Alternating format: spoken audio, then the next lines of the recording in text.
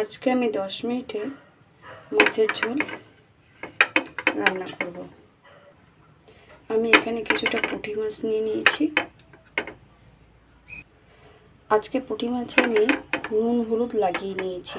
আমি মাছ ভাজার জন্য একটা কড়াই নিয়েছি। এবারে কিছুটা তেল দিয়ে দেব। বেশ বড় 2 চামচ তেল দিয়ে দিয়েছি। তেলটা গরম হওয়া পর্যন্ত অপেক্ষা করব। তেল গরম হয়ে গেছে। এবার একটা একটা করে মাছ তেলের ভিতরে ছেড়ে দেব। আমার মাছটা ভাজা রেডি। এবার একটা একটা করে তুলে নেব।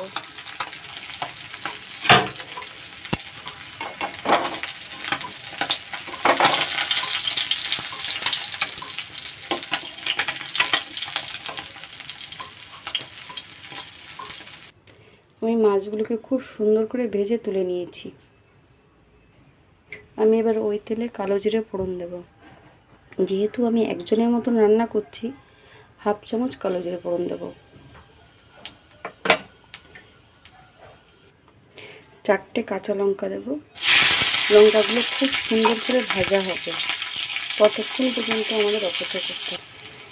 দেখুন আমি লঙ্কাগুলো খুব সুন্দর করে ভেজে নিয়েছি। এবার 1 চামচ কাঁচা লঙ্কা বাটা দেব।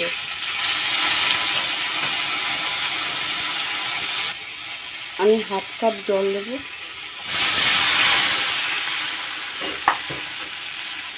একটু নাড়া দিয়ে দেব। নুন হলুদ পরিমাণ মতন দেব। 1/2 চামচ হলুদ, স্বাদ মতো নুন। আমি এখানে একজনের জন্য রান্না করছি। আপনারা চাইলে বেশি করে দেবেন, কিন্তু মশলাগুলো একই রাখবেন। মাত্র একটাই মশলা, লঙ্কা, আর কিছুই নেই। জলটা ফুটে গেছে। এবার মাছগুলি দিয়ে দেব।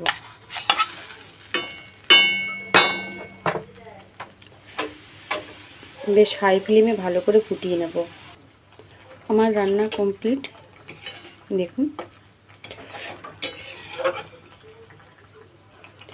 এবার আমি ভাতে পরিবেশন করব।